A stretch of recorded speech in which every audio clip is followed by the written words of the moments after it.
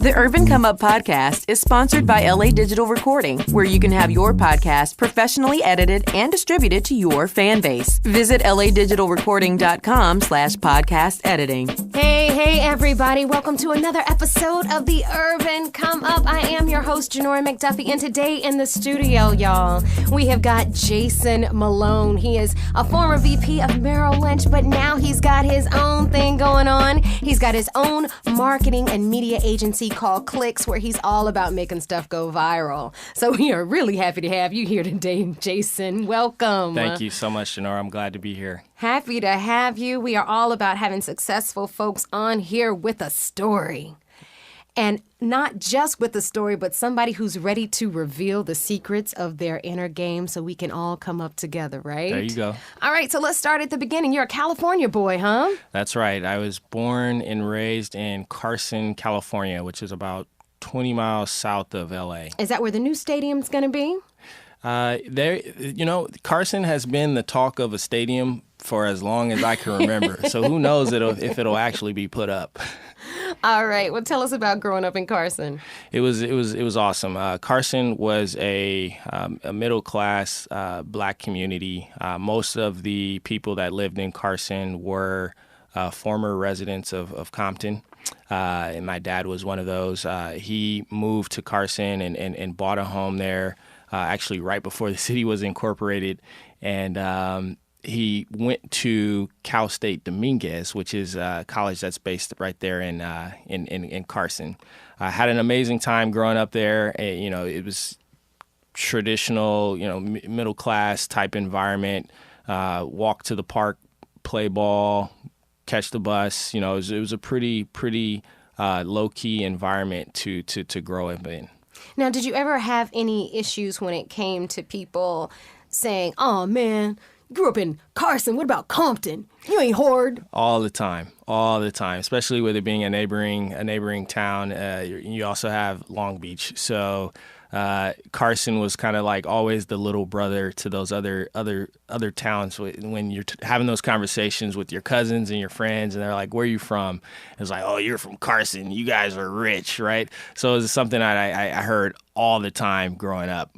Do you think that affected you in any kind of way? Initially, it did, but then you know what? I started to take pride in what my parents had strived for. When you're a child, you're subjected to peer pressure so much, and the notion of fitting in. And unfortunately, a lot of times in the black community, the poorer you are, the harder you are, and the more clout that you have in the neighborhood. But fortunately, my mom and dad tried to instill into me that be proud of where you're from, be proud of the progress that we have made, and they really made sure that me and my siblings focused on doing well with our academics and having pride in who we are and walking up and not being ashamed of the fact that my dad actually tried to provide for his family. So then what happened after Carson?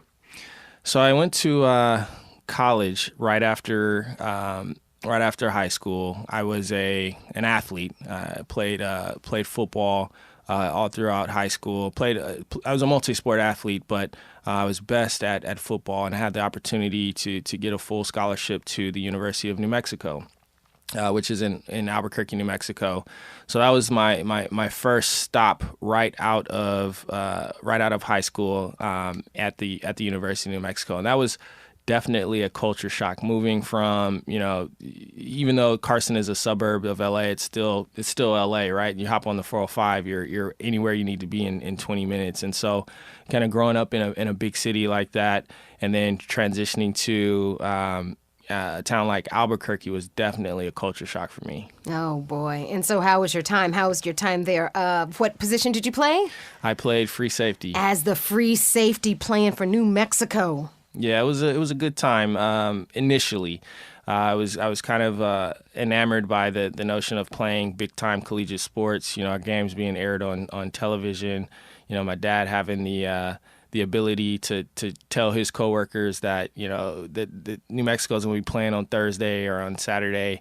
So it was kind of cool to have that type of clout, and that was like one of the main reasons why I wanted to go to that school, because of the fact that I had seen them play on TV growing up. But about 2 years into being there, I realized that my future wasn't probably going to be in being a professional athlete. When I was in high school, I was a big fish in a small pond. I was the man, right? But once I got to New Mexico, I realized that everybody was the man, and now I'm the little man. So I didn't have as much playing time as I wanted to have while I was there. And then the coach that recruited me to come to the school, he left and went to another school. So I found myself in a very political situation where the main person that was vouching for me was no longer there, and I no longer had the support to continue to play. And I found myself in positions where they were trying to change my position, move me from free safety to linebacker, and trying to learn that new position and learn the defense, and all this stuff that adds to the difficulty when you're a young man, in an environment trying to navigate a political situation. And that forced me to really reflect on my situation as far as like, okay, I'm here in New Mexico. This is cool. I'm having the quote unquote ultimate collegiate experience from the standpoint of being a collegiate athlete. However, I don't know if I'm necessarily setting myself up for my future. And I had an aspiration to pursue law school at the time. At the time, I wanted to be a sports agent. And so I started to look at schools, colleges that had a brand as an undergrad, but also had a brand as a law school. And that ultimately led me to pursue transferring to Georgetown, which is where I ultimately graduated from. Oh, well, that's quite a jump. New Mexico to D.C., huh? That's right. It was the best decision I've ever made in my life. When I was going through that process of making that decision, however, I went through a whole lot of peer pressure, right? Because I was walking away from a full ride scholarship to a situation where Georgetown, the football team, they didn't give full ride scholarships, full ride athletic scholarships. You had to kind of parse it together with grants and financial loans and so forth. And so basically, I was giving away free money to go into debt. Nobody likes to do that. Right. But I had a vision for what my upside could be if I made that decision, and so. I had my coaches talking crazy to me, my teammates talking crazy to me. Fortunately, I had the support of my mother and father, who were like, they in the Black community, Georgetown kind of has that brand notoriety with it, and so my dad was like really stoked on the idea that I was trying to go to that school, and so with their support, I was able to kind of push through the fact that everybody literally was calling me crazy. And give up my scholarship and go to Georgetown. Well, good for you. Sounds like you truly had amazing parents, not just leading up to going to New Mexico to transfer, but all of that. Because some parents will be like, nah, bruh, you go where that money is. So wonderful for them to support you in your own vision, in your own dreams. So then take me after Georgetown. What happens next? So while I was at Georgetown, I was, as I mentioned, I had an interest in going into law school. So I was working an internship at the Department of Justice as a paralegal assistant, going through all these litigation files, like literally hours upon hours, like reading case files.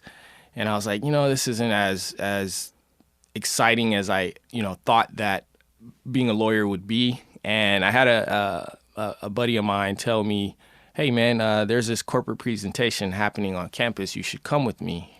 It was funny. He was like, it's with Goldman Sachs. And I was like, what's a Goldman Sachs? Like, and so I ended up going to the presentation. He introduced me to a recruiter. And I'll never forget in that conversation with the recruiter, he showed us how much a first-year analyst makes working for an investment bank, working on Wall Street. And it completely blew my mind. And out the window were my ideas of becoming a lawyer. And I was like, I'm working on Wall Street. Like, that's what I'm going to do. So, Jason, it sounds like you are awfully a driven brother over there. And also someone who makes very clear decisions. Where do you think that comes from? And especially, we're talking about a time in your life where you were much younger. Where do you think that stemmed from? I can definitely attribute it to I was a big reader growing up, and that comes from my mom and dad. You know, I was kind of I had a strong will as a child, and so I would get in trouble for doing different things that weren't big deals, but it was just because my mom and dad told me not to do it. But I was like, well, I'm gonna do it anyway. So because of that, I found myself in on punishment a lot, and my punishment was often going to my room and reading a book. And I can definitely attribute that reading, and I don't want to get it wrong. Like, I read outside of that because my parents were very focused on our education and making sure that we did well. But I spent a lot of time reading. So tell me one of the books that had the most impact on you. Yeah. So my mother, I never forget, I was about 9 years old, and she made me read Gifted Hands by Ben Carson, the autobiography on Ben Carson. Another book that I read, Colin Powell's Story. And so there were a few other books like that, but what my mom and dad really focused on was making sure that I was able to read about other successful Black men. And that kind of instilled in me like a subconscious sort of understanding that if I apply the gifts that God has given me to continuing to do what I'm supposed to be doing, that then ultimately I'll end up on the path that I need to be on. And so I guess you would say it was over time, and from reading all the stories, it's pattern recognition, seeing that, hey, well, they did this, so if I do this, then in effect I should have the same result. And while I had a job while I was in high school, you're in that period of time in your life where you're trying to decide on, for the most part, if you want to like actually make something of yourself or just be a knucklehead. Especially in the 90s, growing up as a Black man in LA, you got so much going on, and gang violence and stuff was at the height, and everybody in my community, a lot of people wanted to be rappers because hip hop was taking off, and so you're surrounded by around all of these influences. And I'll never forget that I was working alongside this young man at a grocery store. I was a bag clerk, and I was cool because I had a job and I had some money and I could invest in my car and do all these types of things. But I'll never forget this feeling that I had where I was doing something and somebody, some kid or something on the spaghetti sauce aisle, like knocked a whole bunch of the spaghetti sauces onto the floor and just made this most ridiculous mess ever. And at 16 years old, I was like, you know what? Whatever it is that I'm going to be doing, it for sure won't be clean up spaghetti sauce. So I need to be sitting at a desk with a collar on, like doing something that doesn't require, in my head. And I'm not knocking or shaming any profession, but for me, I was like, I want to make sure I'm using my brain to work as opposed to my hands or my body. And so that like really stirred up inside of me the notion of I have a God-given gift, and I started to acknowledge that I had a level of aptitude that just it's not something to take for granted, and I wanted to apply that to get the most out of the opportunity that I started to realize that my parents had given me, because the life that I was living, my mom and dad didn't get to live that life. And so I was keen on making sure that I was able to like move the needle further beyond like the opportunity that they gave me. My dad was a huge reader of slavery books, right? And so seeing the progression of African Americans in the U.S. from standpoint of like being slaves and becoming free, and then having the opportunity to start to make for themselves, and then going through all the stuff with Jim Crow and the difficulties, and now my dad is a homeowner and has a family, and we're all for the most part, he's trying to provide for his family in the right way, and we're all under one roof. Like, I got to do something. So that really was one of the like primary drivers for me to be like, I got to do more than my dad did. And so it became kind of like an inner competition to really move the needle. And we're going to find out what you did to eventually become a vice president at Bank of America Merrill Lynch when we come back. Stick around, everyone. The Urban Come Up podcast is sponsored by LA Digital Recording, where you can have your podcast professionally edited and distributed to your fan base. Visit ladigitalrecording.com/podcast editing. You're listening to the Urban Come Up podcast. Each week on the Urban Come Up podcast, you'll hear how our guests were challenged and turned their challenges into success. And now, here's your host, Janora McDuffie. Hey, it's Janora, and welcome back to the Urban Come Up. I'm with Jason Malone, entrepreneur, as well as investor, as well as brilliant black man sitting with me here in the studio. Now, the first part of the segment, he talked about his journey and how he was so supported by his parents. Now, Jason, here on our show, a lot of times, a lot of folks in that hot seat don't have parents, don't have a dad, have horrible, horrible upbringing. What would you say to them? You know, we can't choose our circumstance, but we can certainly make light of the tools and the opportunities that are in front of us.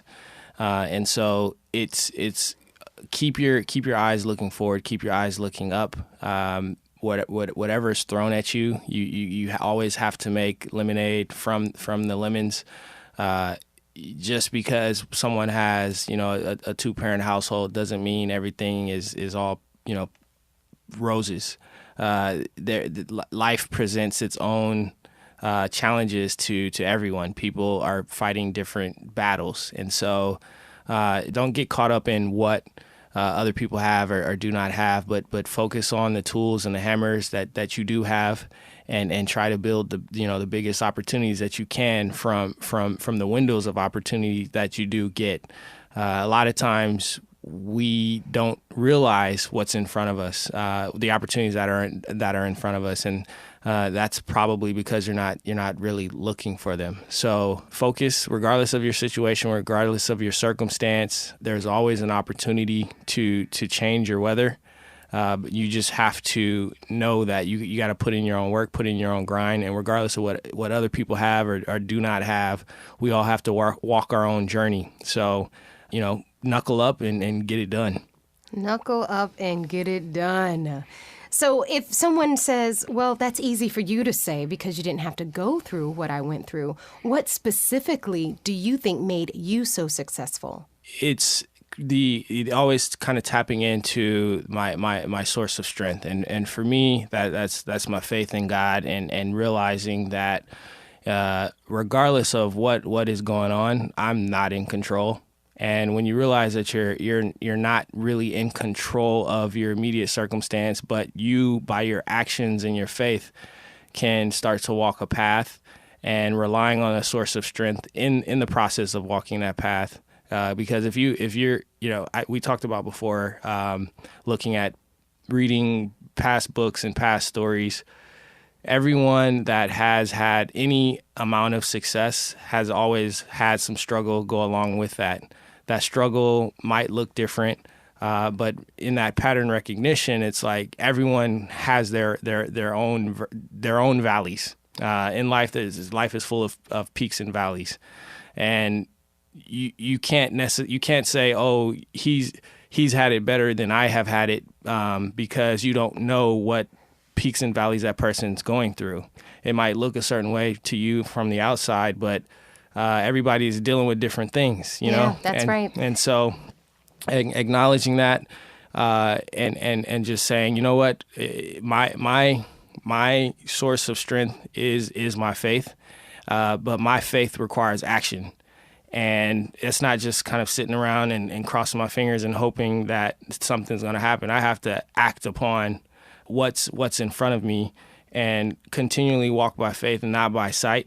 And regardless of what I've achieved, I always had a vision for it. And I think that's like one of the biggest parts of it all, because that is one of the definitions of faith.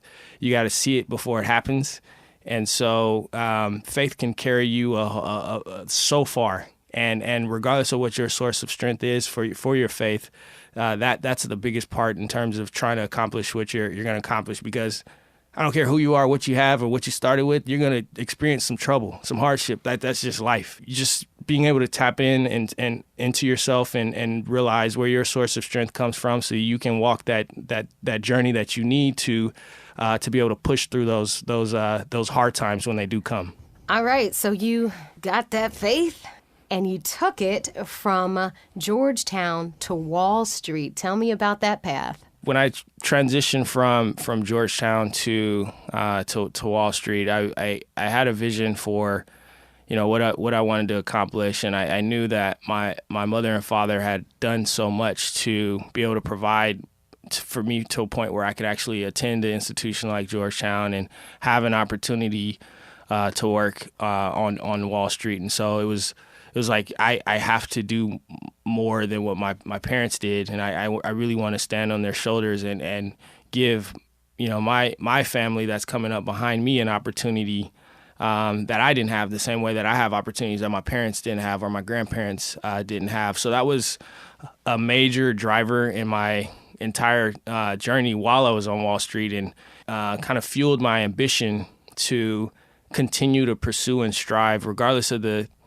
milestones that I accomplished to that point. I always had this sort of drive to continue to do more and take the gifts that have been given to me as far as I could possibly take them. And so I showed up on Wall Street, and I was very antsy from the jump. My first job was as a sales assistant, supporting someone that worked on a derivatives desk, and basically a derivative is a financial instrument that's used to trade on the value of an underlying asset. And so it's complex stuff, but I was enamored by the opportunity, but I knew that there was more that I could do. And so while I was in that seat, I saw that there were guys that were at the bank that had a little bit more pep to their step, a little bit more swagger. And I realized that those guys that worked in investment banking, which was on the other side of the bank, were making more money. And with, money being a primary driver for how I measured success at that time, I was like, I got to do that. And so that pushed me to continue to strive and meet people so that I can get more opportunities at the bank, and ultimately allow for me to transition from, starting off as an analyst, but within about 4.5 years, I was a vice president within the bank. Wow. So what put you on the fast track in that case? I had some people that were really looking out for me and showing me who to talk to, how to talk, and how to play the game. Wall Street is kind of a good old boy network type industry, and so it's all about who you know and how you navigate and how you talk to people. And I had some, as I would call them, OGs that had been in the space for a while that took me under their wing, and they appreciated my drive and my ambition, and so they were willing to show me some of those ropes, which afforded me some aptitude and insight that most of the young people or the younger analysts didn't have. And so I was able to leverage that to sort of navigate different social situations, which afforded me to get opportunities much earlier than typical. All right. Now, you threw some terms out there that I think me and my audience might need a little catching up on, because I know I've never been on Wall Street. Talk a little bit about what exactly is investment banking and what you were doing. Yeah, so there are three kind of primary functions within investment banking. You have sales and trading, which is what, for the most part, everybody sees on TV. Folks sitting in a pit, screaming and yelling, the market moving, and securities being traded in real time through an exchange. So that's sales and trading. And then you have investment banking, which is essentially corporate finance and mergers and acquisitions. And that's essentially the bank serving as a intermediary or an advisor to corporations that want to execute different financial transactions, whether that's buying a company, selling a company, raising money to do for capital expenditures, things of the sort. And then the third primary function is asset management, which is essentially the management of the wealth of both private individuals as well as institutions, so that they can continue to earn a return on their capital. And so when I first started, I started in which I guess you would consider like the sales and trading arm, because I was working within the execution of trades that were happening in real time as the market opened. So I was kind of really tied to the markets. And markets open at 9, and I had to be there. Couldn't really leave my desk. Bathroom breaks were very short because the market was happening. So you were literally missing the movement of money if you were gone from your desk for too long. So it's a very, very fast-paced sort of environment. But once the market is closed, your work is done type thing.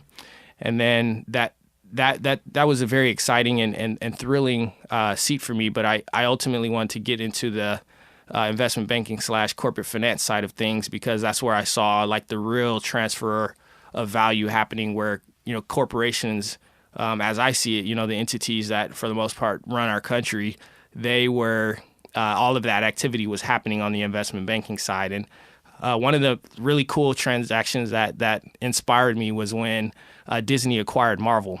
And so I saw that transaction happen. The bank that I was working for was one of the lead advisors on that transaction, and I was like, dude, Marvel is like, these characters impacted my childhood, and Disney, all same thing, and there was an actual tangible transaction that happened within the organization, and I was like, you know what, I want to work on those types of deals, those types of transactions, because that's how the real value is created and or destroyed in that activity. Now, out of everything you said, maybe I understood Disney and Marvel. The other part was a lot of financial vocabulary that I might not be used to. But you know what? It sounds like you are a master at it. So how about you translate that to some advice individually where we can acquire value in our own lives financially? Yeah, it doesn't have to be at that complicated. From working in the space as long as I worked, you start to kind of develop the vocabulary and talk like that. But it's pretty simple. There's capital, which is money in your pocket. You want to place that capital with someone or something that is going to earn you a return, which is essentially you get more back than what you put in, and you have to get comfortable with applying, putting that capital in the hands of someone or something that will help you earn that return. So from the standpoint of someone that is getting very, very new in this space, find a company that you love, company that you always spend money with. Do you eat at McDonald's? Do you watch Disney movies? Do you wear Nikes? If you love those companies operationally and how they have provided for your life, then probably are providing that same value for other lives. So it makes sense to look deeper into those companies, because you're certainly participating from the standpoint of helping them earn a profit, because you're buying goods and services from them. So why don't you participate in that profit and take some of your money and invest? So instead of always spending $250 on a pair of Nikes, take that $250 and buy some shares of Nike stock and participate at that level. And it's very simple. Like, there's so many brokerage accounts, investment accounts that you can open that for a minimum amount. Some as little as, like, some of you don't even really need money to open the account. So it's very simple, and a lot of these platforms now offer you the opportunity to trade with no fees, no commissions. So you can participate without being an expert by participating in companies that you use and are familiar with on a daily basis. Now, I like the way you broke that down. I could fully understand that, Jason. Now, something else you talked about was pattern recognition. Now, whether that is from someone in the books that you read, now we're here with you in the studio. If I was reading your book, what pattern would I recognize that I would love to continue to incorporate in my own life? When you're presented with information, you always have an opportunity to kind of make a decision on how you're going to ingest or act upon that information. And so, because of things that I've been exposed to and mistakes that I've made, I kind of view it in the way that I when I was a kid, I was obsessed with video games. I used to play Mario Brothers, games like that, right? And so, applying the analogy of video games, if I'm playing Mario Brothers and then I made a move and I died, well, okay, I took an action and there was a result from that action. So what is my next action that I could take so that I can achieve a different result? And if you have the ability to assess existing patterns or existing activity from the standpoint of reading books or watching films or listening to wisdom from other people, they took an action and they received a result. So you can apply that same wisdom to your own life, taking action, receiving a result, or you can try to walk a path without a manual. And just from mistakes that I've made, I can say that it's very, very difficult to walk a path without a manual or without information. So really, really rely on wisdom, because I attribute every successful thing that I have achieved to acquiring wisdom. And you can acquire wisdom from books. You can acquire wisdom from listening to people that have walked the path before you. But wisdom will serve as the light unto your feet. And so if you want to avoid mistakes that other people have made, don't do the things that cause them to make those mistakes. And I can say that in my own life and walking my own path, that's something that I'm super sensitive to. I'm always paying attention to somebody that has done what I have done already, and making sure that I don't make the same mistakes that they may have made, so that I can avoid any pitfalls that they might have experienced. So now you are out of Wall Street. What got you out? So when I was working on Wall Street, I was there during the period of the financial crisis, which was a extremely tumultuous time. I was actually at one of the banks that was deemed insolvent, and that led me to really sort of think about how I was going to spend the rest of my career. When you see money evaporate as quickly as I did, I personally lost a lot of money in the markets during the financial crisis. A lot of people that I was working with lost way more than I did, millions of dollars. It was a very tough time. Some people that were at my firm, they decided they didn't want to live any longer because of how much they lost. So it was through all of that turmoil, it caused me to kind of really look at and assess, what did I actually care about? What did I want to spend the rest of my career doing? And I wasn't sure it was going to be talking about money all the time. And so that led me down a path of just a lot of self-reflection and trying to figure out what my next move was, what my next step was going to be. And I didn't know exactly what it was at that moment, but I did know that if I put myself in a position where I can go to school, sit down and just assess and reflect, that I would figure it out. So I decided, since I didn't know exactly what I wanted to do, I would go to grad school. And so I applied to a number of grad schools to get my MBA, and ultimately ended up at the University of Chicago. So I left from New York, moved to Chicago. I was married had recently gotten married. So we moved. My wife and I packed up, left New York, moved to Chicago, and I viewed it truly as kind of like an incubation period. I don't know what I'm going to do, but I'm going to figure it out while I'm here. While I was in Chicago, I linked up with one of my classmates, and we decided to form our own micro investment firm, which essentially allowed for us to raise capital and invest in what we consider underserved communities. So we went out and we raised about just under $300,000 with the idea that we would take that capital and invest in the south side and the west side of Chicago, which there's a lot of blight in those areas, what they call retail redlining, where corporations kind of stay away from investing in those communities. And what ends up happening is there's a disproportional amount of spend outside of those communities, so you don't have the same sort of reinvestment and growth in the local communities that you would in communities that didn't have retail redlining. So our whole idea was, well, if we raise a little bit of money and invest it into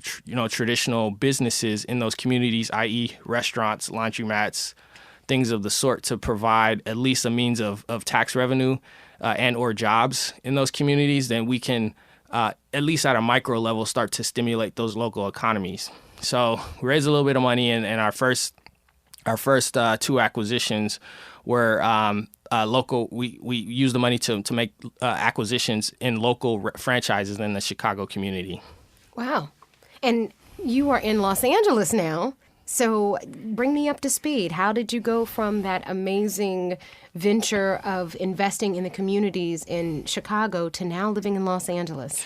Back home, full circle. Yeah, so it's definitely somewhat of a roundabout journey. However, while we were making those investments and getting operationally involved in those restaurants, my partner and I realized that we were not too excited about being in the restaurant industry. And this goes back to just kind of the notion of seeking wisdom and not making pitfalls. And I can be honest and say during that period of time, because of how much success I had achieved or whatnot and how much money I'd made up until that point, I had gotten a little bullheaded. And so I wasn't really listening. I was like, I could figure this out. I figured everything else out. And so I kind of went into that space without any real guidance or mentorship. I was high on the fact that I had just, raised some money and, had some momentum behind us, and we were just going to hop into the restaurant industry, and everything on my spreadsheet and my pro forma was going to happen in real life. Well, I learned that that's not the case. So there's a whole lot of layers to entrepreneurship and really figuring out how to operate and how to run a business. And because I had never done that before and I didn't really have leadership and coaching in that process, we made some pitfalls that ultimately caused us to either continue to lose money as owners or operators and or just completely divest ourselves and move past that. So we made the decision to divest our investments in those spaces, and I was trying to figure out what the next step was for me. But in that period of time of owning and operating the restaurant, I had started to generate a lot of traffic from using digital ads. And so that's what kind of got my bug going as far as the internet and making money on the internet. And my next position after leaving or moving away from the micro investment firm was I took an executive position at a tech firm in Los Angeles. So that's how I got back out here on the West Coast. Okay. Now, you told me, you let in a little secret, if you were playing Super Mario Brothers on Nintendo, sounds like we might be at the same age. I know for myself, I don't know anything about online, viral, any whatever, Insta, Twitter. I don't really have that natural bug like a 15-year-old would. So tell me about the learning curve that you had to go through and going back deep into learning, just kind of like how you let the vocabulary flow financially. How did it work out in this tech world? Yep. So what I did is I kind of took a similar approach when I joined Wall Street. It was all talking to as many people in the space and reading as many books as possible. I did that same thing once I made the transition into the digital space. The advent of podcasts really started to become very, very popular. So I listened to every single podcast available on digital marketing and how to build an online business, all while learning on the job. At the company I was at, it was funny because I was like running digital marketing, but I was learning digital marketing at the same time. Through a whole lot of just will and bullheadedness and just trying to figure it out, I got to a point where I was like really, really good at it. We were running like major campaigns for some of the large companies that a lot of people are familiar with, AAA, Allstate, AARP. So I was like running digital campaigns on behalf of these companies as a third party. And I got to a point where I was comfortable enough. I was like, you know what, if I can, I was working in the automotive space on the digital side, and I was like, if I can sell a car online, I can probably sell a whole lot of things online. And that led me to creating. I started with a blog. I created a blog that was focused on providing information to up-and-coming athletes and the youth on how to get better, bigger, faster, stronger, so that they can have an opportunity to play sports at the collegiate level.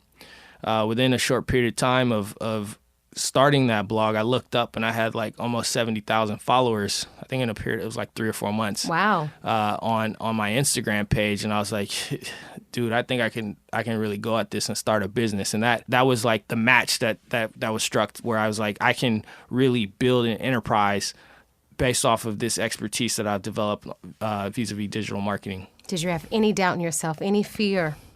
Or you were just ready to leap, ready to go? No, there's always fear. I had just had my So I have 3 children. I just had my second child at the time that I was kind of venturing out. So there was a whole lot of fear there, right? Because it was no longer just me that I was providing for. It's like I got a family to provide for. So like this has to work.